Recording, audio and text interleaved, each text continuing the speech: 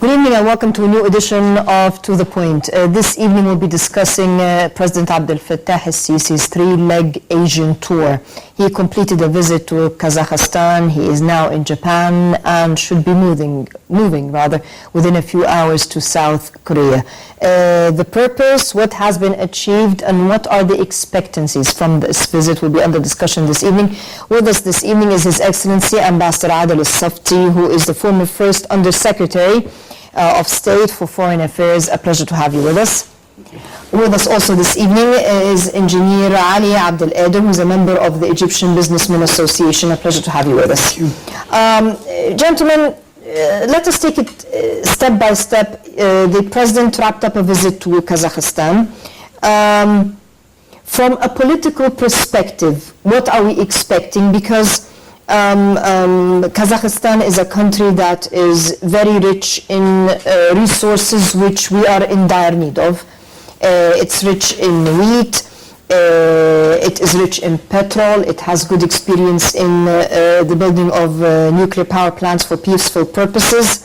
Kazakhstan is a country that can support Egypt in its strive to fight its battle against terrorism, and maybe also to spread information about moderate Islam, since 70% of its population happen to be Muslims. In that respect, what were your expectancies from the visit, from a political perspective, to Kazakhstan? In my opinion, the importance of this visit vis-à-vis Kazakhstan is that Kazakhstan is a country that was a developing country a few years ago. And since few years ago, they have great achievements in development. So we can study their experience in developing their country from, I wouldn't say poverty, because Kazakhstan always was not a poor country, but yes, they made a great achievements in development. Concerning the second leg, which is Japan. Japan is something completely different. Japan is a developed country. And we can study their experience in a developed country, how it deals with the problems of development. And we can take from Japan the progress they made in technology and science. South Korea is completely different. South Korea, I think, the most important thing there is the work ethic for the people there. People there think that it is very important for them to work.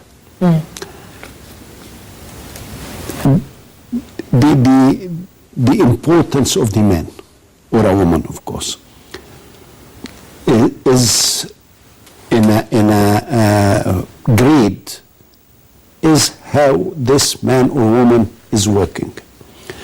By the way, for instance, strikes in South Korea. They do strikes all the time. Yes. For many reasons and for any reason. But yes, and when the time for the work comes, workers themselves. So it strikes them during lunch hour. They leave the march and go to work. Yes. And they can resume afterwards. But the work ethics is very important to the Korean people. And this is something we have to study, and how they develop this ethics in the minds of the people. Okay. Engineer Ali, Kazakhstan, where do you think, I mean, as I was saying, they have a lot of edges economically. Yes, what you have just said is totally correct. I can see that there is a very attractive or a very intelligent movement from the Egyptian government. Because if we look into the three countries that are right now the president is visiting, it is very much diversified in capabilities, economy, population, a lot of things. If we look into Kazakhstan is the largest, actually, sorry, it's the ninth country in terms of area around the world. It occupies about 202,700,000 million kilometers. It contains 6% of the world's iron reserve, 4% of the coal iron reserves, 4% of the gold iron reserves. They are very strong in producing electricity from coal. 78% from this electricity come from coal. So they have an experience which we think right now that the Egyptian government is actually looking forward to generate electricity from coal as well. Japan, like His Excellency just said, it's totally different mentality, culture is different. It is already developed country, so we can make use out of the education there, their experience regarding fabrication, industrial experience, and exportation as well. South Korea actually is quite similar to the Egyptian environment. They were till the 60s or 70s they were underdeveloped, but within 30 years they succeeded actually to achieve a great levels of success. So I think this very well trip, which we should expect a lot of benefits to the Egyptian government out of these trips. As I was saying, Kazakhstan has a large percentage of Muslims, nearly 70%. There is a battle linking Islam to terrorism, and there is a battle here within this region to fight not only the stereotyping or the linkage which is done for political reasons, but to fight the rise of those militant, alleged Islamic militant groups which are adamant on destroying the Arab rank and file. A country like Kazakhstan, how can it support us in this fight? There were some not as important as it was in Japan, for instance. In Japan, the Red Army in Japan a few years ago, about 20 or 30 years ago, and they fought it successfully.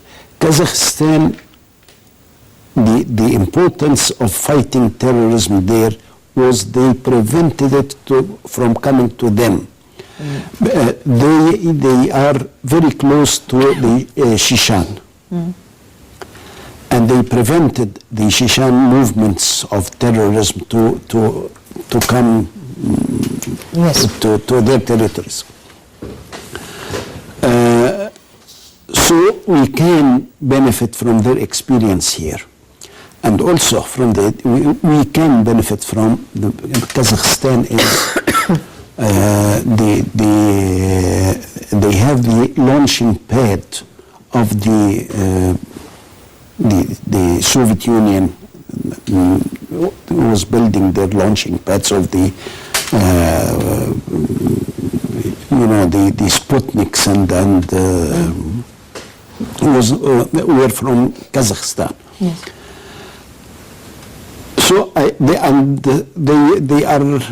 we are developing with them a satellite to be sent for not for telecommunication, but for looking for our interests in the intelligence field. So we are building a satellite there with the help of Kazakhstan. Yes. Also, we are building nuclear power units here.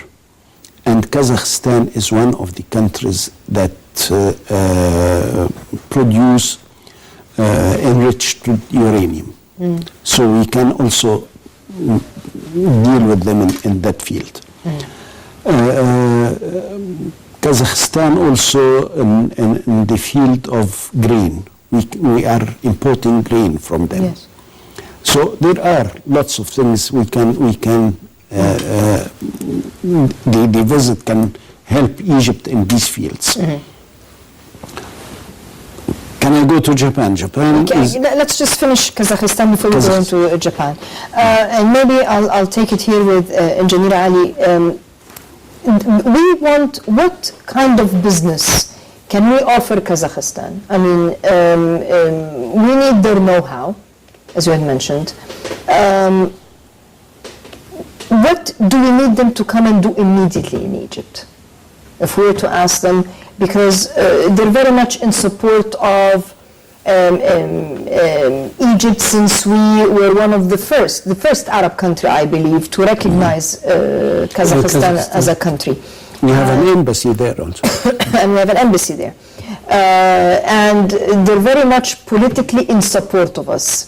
And the political support can be transformed into economic support, which is what we're hoping for. If I were to ask you, you have businessmen from Kazakhstan watching you right now, where is their edge, where are they needed in Egypt? Well, just would like to add something to His Excellency's speech about terrorism, fighting and whatsoever. In Kazakhstan, there is 130 ethnic groups. 130 ethnic groups that live together in peace. So that means that they have Kazakh, 60%, Russian, Ukrainian, German, Turkish, Belarus, Chechens. They have many ethnic groups. So I think also we should study their civil laws regarding the I don't think we have a problem with civil laws. I mean, is it? It is some sort of disintegration. Is it civil law or is it political agendas? Well, I really cannot. We coexisted for years without any problems. Yes. Under any circumstances, there are some differences between the ethnic groups. Definitely. I mean, in their beliefs, in their religion, maybe in their whatever. So, since the 130 ethnic groups live in peace, that means that there is a good base for them to live among these the laws or whatsoever.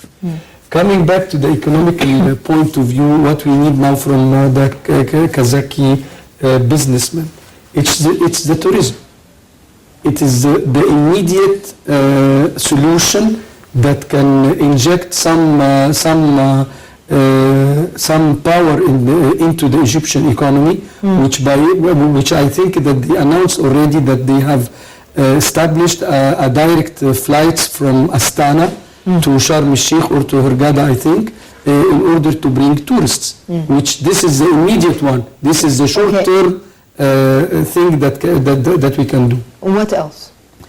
Definitely exchanging the goods. I mean, they have grains, we have some raw materials. We can exchange the raw materials because, like you have just mentioned, there is some sort of exchanges, raw materials, and which is very, very rich in Kazakhstan in terms of oil.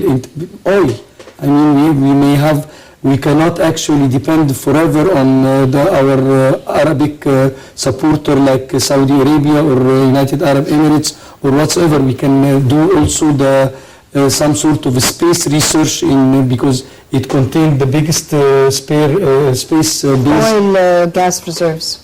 Gas and space as well. They have the third space base in the world. Most of the spaceships that are going to the space are going from Kazakhstan.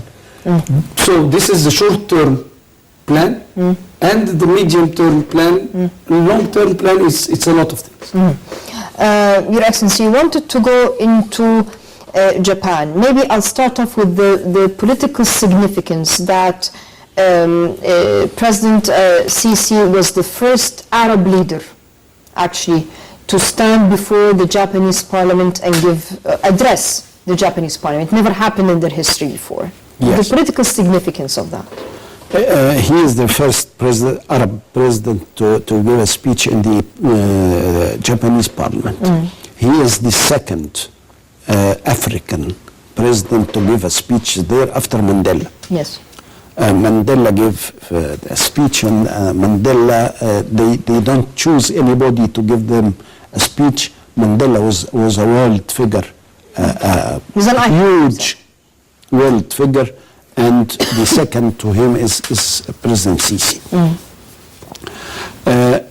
This is, I would put it as a greetings to Egypt from Japan. They know exactly what Egypt is, and we know exactly also what Japan is. The message. I want to This get is the the diplomatic message here. What is the message? The message is they choose Egypt to give them the speech after Mandela. Mandela was a figure, a huge figure in the world. All the world wanted Mandela to come and give a speech there. I was in Canada, ambassador of Egypt to Canada in the 90s, and Mandela visited Canada. They didn't know what to offer him. Mandela was a figure, something completely outstanding. And to choose Sisi to give them speech after Mandela, this is something quite big. And something that Egypt must appreciate and also work on it. From a political perspective, I'm sorry, I'm going to keep digging into this. From a political perspective, Nelson Mandela came with a message, which evidently they felt it was echoed with Abdel Fattah al-Sisi. I didn't know exactly what message do you think is echoed between the two? President.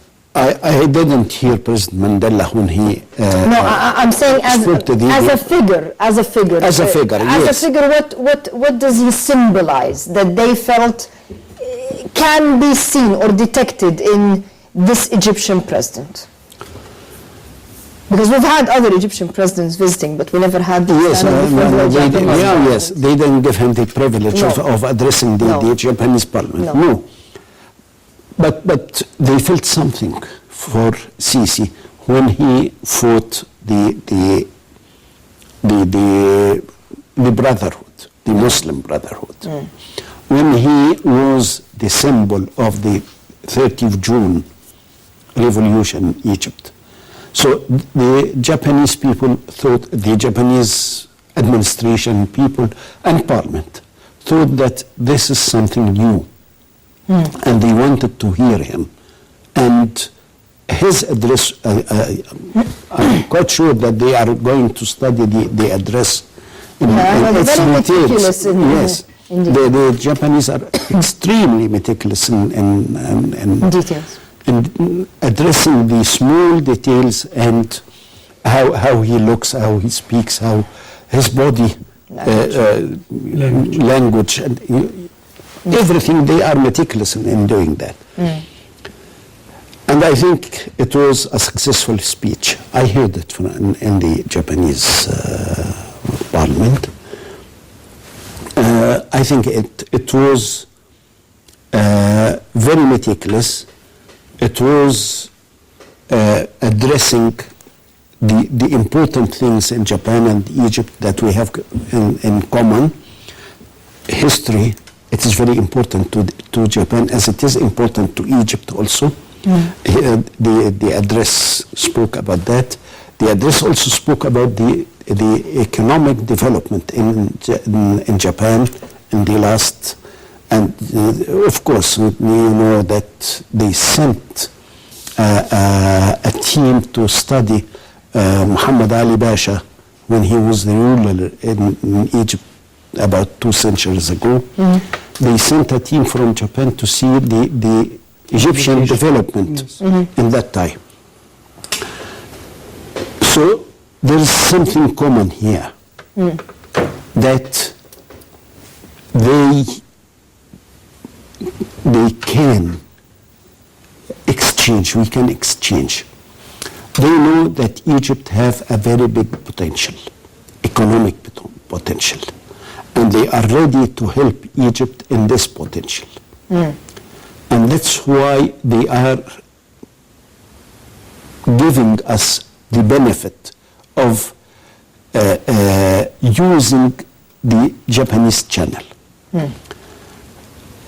Few countries can take the JICA.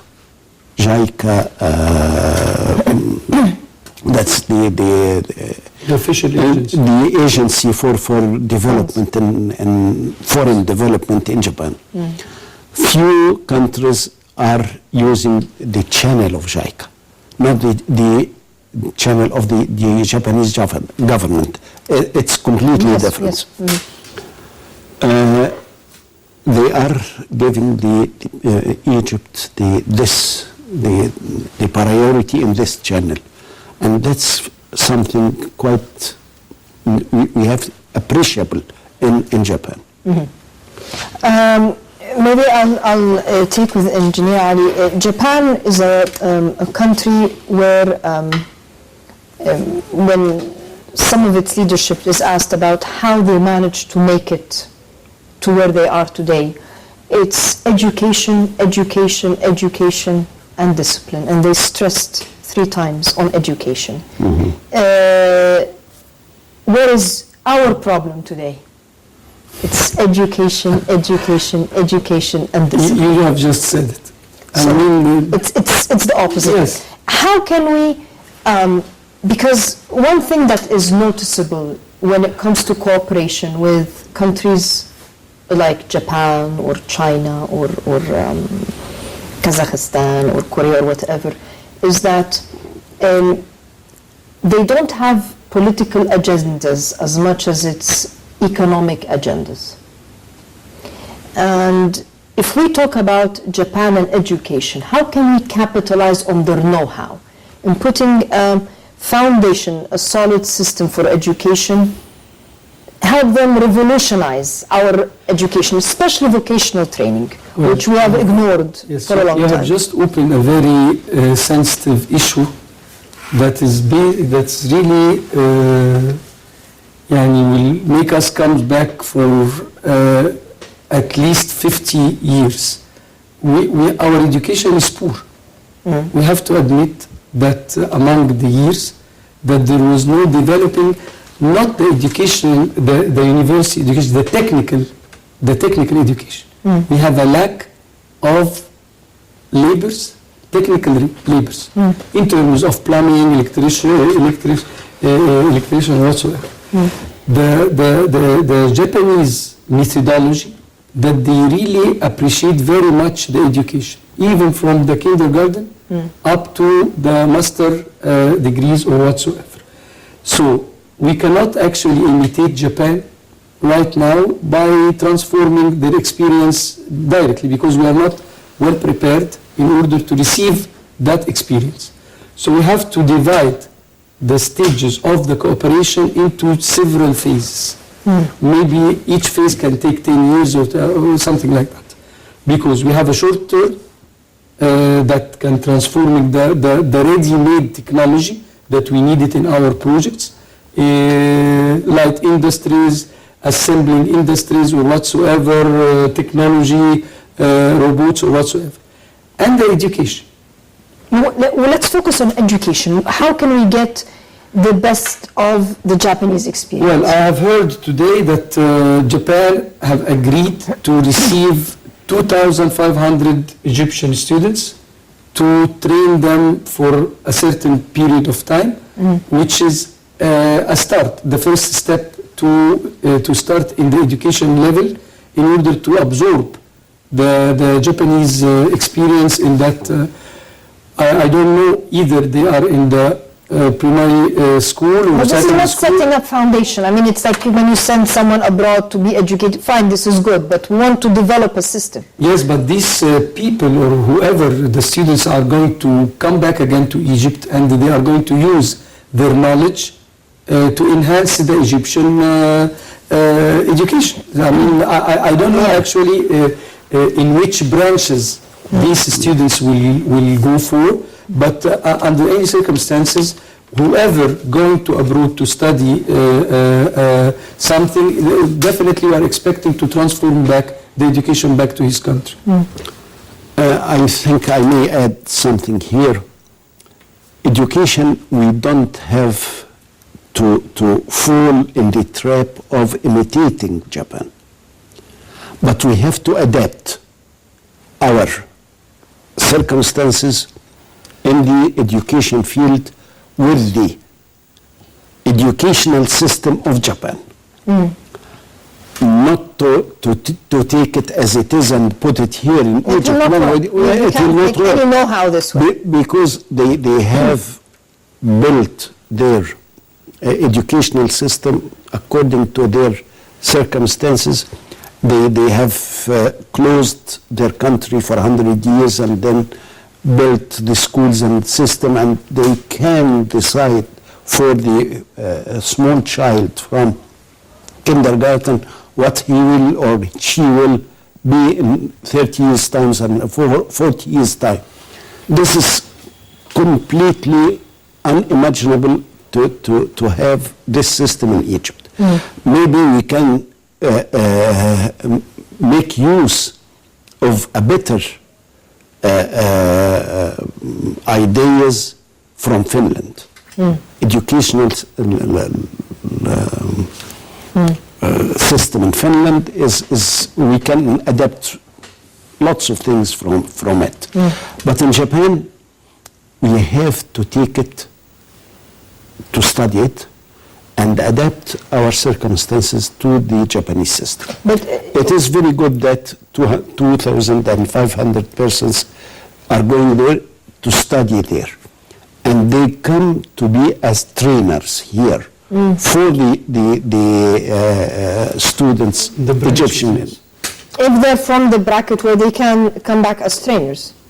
Yes, we have to choose them. But what about specifically in vocational training? I mean, we have a problem in having qualified laborers, taking into account that we're rushing against time. I mean, we're in the process of developing the Suez Canal mega project. We're launching lots of mega projects in Egypt. Yes. You have power plants, you have so many different things that are in the pipeline, and all this needs qualified, trained labor. Because you don't want a company to come and bring its own labor. Then it didn't solve our problem. You want to qualify employees. Here we can use the vocational system in Japan. Also, I would suggest that we use Italy and Germany in the vocational training system. Training Should they come employees. and set up schools in Egypt? We have Don Bosco, that is an Italian, and we have initiative Cool Mubarak, but I think it died now because they It's finished, it died a long time ago. but we can take from them the basics and we develop it with our circumstances. We don't have to take the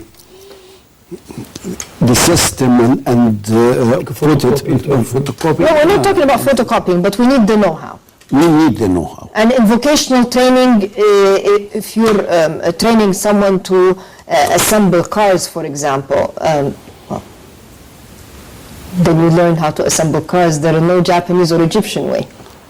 In the car, I'm talking about in specific industries. in the car industry itself, I don't think that it would be a very good example for that because it is now more of a robotic. I'm just using an example, but in some fields it doesn't matter which. But you are very right in putting the vocational training in Egypt because it's very important. Now we are lacking the trained labor. And we need the trained labor. We need The them. market will need the trained labor Yes, a couple of sure. years from now, I especially. mean, look at the Gulf countries like United Arab Emirates, Kuwait, Saudi Arabia. The people that constructed already the country right now is not Egyptian as usual. They are Indians. Indians, Filipinos, and whatsoever, because they are trained laborers in all construction branches, and in restaurants, the Filipinos, hotels and hoteliers or whatsoever. So we have really a lack of professional and Training. vocational training. That's correct. One of the issues which usually we have complaints about, either from a local investor or a foreign investor, is the bureaucracy and red tape and the corruption. And the proposals are, we need to go more automated. We have to have a smart government, a smart system, whereby the person-to-person touch is reduced, thus the process is faster, less bureaucracy and less corruption. A country which is really a high-tech country, like Japan, can we capitalize on the Japanese experience to get some kind of a system, help them put some kind of a system in place for us to reduce, to automate the government? You don't have to copy anything. I said the magic word is adaptation. You have to take their experience and the results they achieved and then adapt it to the Egyptian way of living. Because if you go in total mechanization like it is in Japan, it will fail in Egypt. We have to adapt everything to our circumstances. In Japan also we can study their experience in fighting terrorism. They had the Red Brigades few years ago, 30 or 25 years ago, and it was a problem at that time.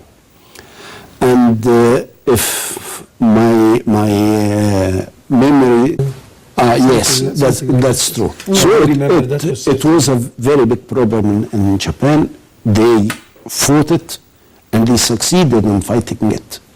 We can study their experience there and Can we work with them now that we're, well, together in the Security Council, so to speak? Can we work with Japan to push forth an international effort to fight against terrorism? Politically in the Security Council. Yes. But this needs not only politically, but also in the educational system. You have to put something in the field of police. Yeah, I understand that. No, I'm talking about getting, because we Japan have is not represented in the They are non-permanent members. not even as a country, as a member. I think so. They are members Egypt is now. They are members. They are They're non-permanent members like Egypt. Yes, Egypt is the head of the fighting. And we're not talking about the committee. We're This talking is about subcommittee in the council. we're talking about, since we're even entrusted with this title now, the fact that we have a problem, a global problem, which is categorizing who qualifies as a terrorist. Can we get a country like Japan to support us, which has its weight as a developed economic country? And can we get their support to push forth for a certain agenda, even in agreeing on an international level who is a terrorist and who is not a terrorist? Because we have some people still saying Daesh are terrorists, they're not. Brotherhood are terrorists, they're not. ISIS is terrorists, they're not. Moderate terrorists and extreme terrorists. I remember something said by President Reagan when I was in the United States. He said, don't ask me who is a terrorist. But I can tell you, if I see one, I can tell you this is a terrorist and this is not. So Japan,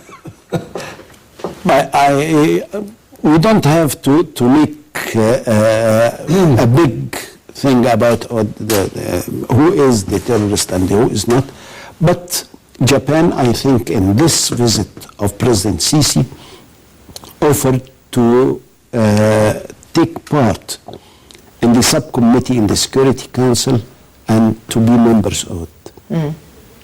So they are interested. I think we can use their experience and we can get use of it. Engineer Ali, Japan has a good experience when it comes to fisheries.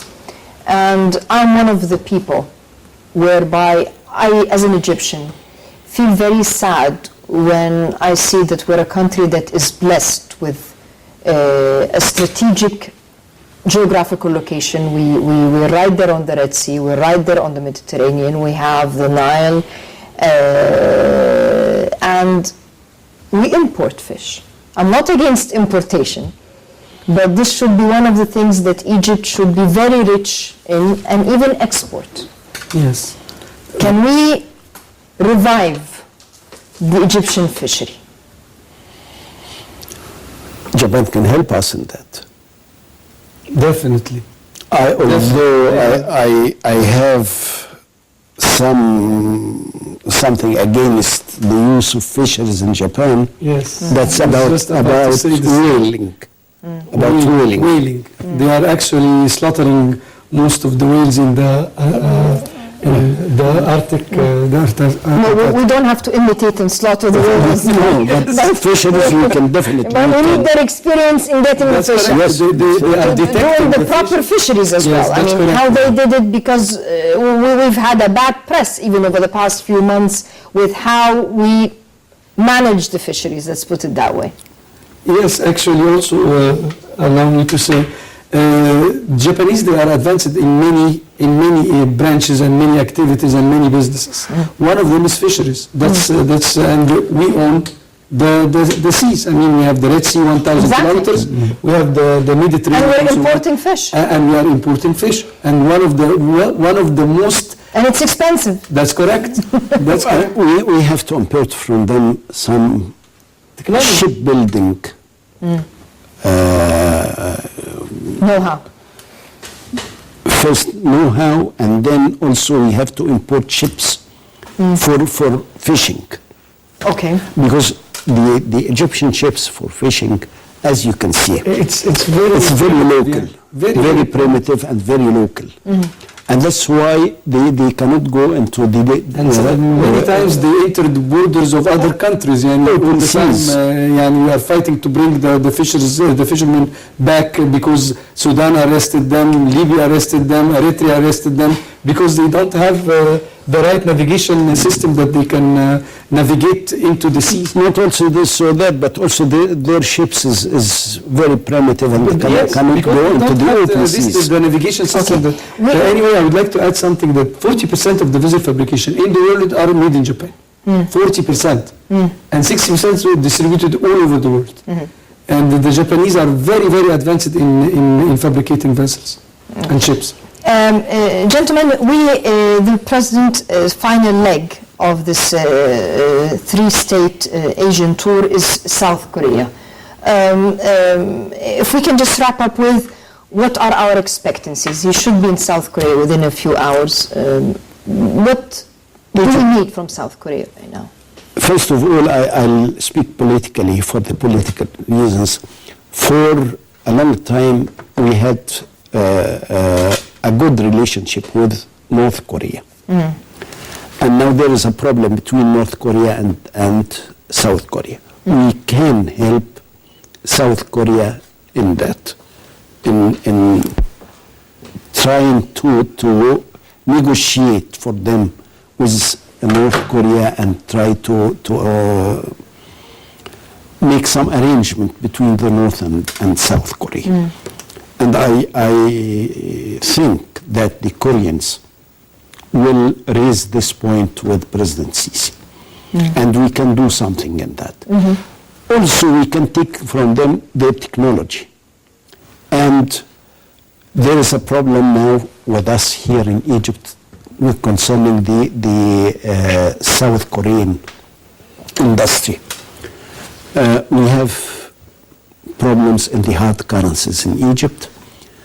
and their industries their projects here are suffering from that, and they wanted to talk with President Sisi on that, and of course he can tell them to give us some space here, and I think he will do that also. So there is a common benefit. We can benefit them and they can benefit us in many fields. What can we get from South Korea? Lots. Such as? From my point of view, actually, Korea is the country that needs Egypt very much, and it will be very, very attracted to the Egyptian capability. Korea is not Japan. Korea in the middle between Japan and China and whatsoever. They have many industries they wanted to sell. They have many industries they wanted to sell. If we look into the project of Suez Canal Corridor and the agreement that Egypt have signed, like the COMESA and SADC and with many African countries. So Korea needs Egypt in order to come to set their factories or their brands or whatever into the Egyptian soil and to be a gate for the Korean goods and the Korean industries into Africa. We know that Japan, they are masters as a marketeer. Their brands like Sumitomo, Mitsubishi, Toyota, Sony, Fuji, they are all over the world. But still Korean, they are in the way to develop these brands or these industries. Africa is the most prominent market right now. It's underdeveloped. There are countries in Africa that have achieved 7% growth per year. So from my point of view, I find that I can declare that Korea needs Egypt very much in order to use its projects in order to enter into the African countries. Before we end, if we're going to wrap up, I would like to mention something about Japan. The Japan methodology based on a very simple rule called the 5 zeros. Zero stock, zero mistakes, zero paper, zero postpones, zero broken down. Very, these zeros actually allow the companies to achieve success, allow to reduce the waste in everywhere, stocks, paperwork, postponing, broke down, whatsoever. This is about the simple methodology of the Japanese industries or the Japanese businessmen. I think we should adopt the zero The excuse. zero, yes, 5 zeros. The zero excuse is the number one thing, zero excuse. Yeah. Well, gentlemen, I'd like to thank you both for your fruitful input. It was a pleasure having you with us on To The Point this evening. I'd like to thank you, the viewers. We'll see you same time next week. Until then, good night.